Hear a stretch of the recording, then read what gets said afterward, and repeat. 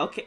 Oh my god, Sophia. So anyways, guys, this happens to me when my internet is connected. So I start up Vegas Pro, click yes, and then it just freezes in the creating video plugin factory. Oh my god, Sophia. Oh my god, Sophia, bro. How are you able to jump up there, Smitty?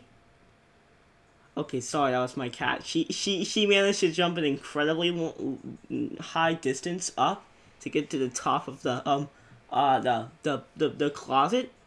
Yeah, and my Vegas won't start because for unknown reasons. Anyways, guys, can you how do I fix this? And thank you for watching.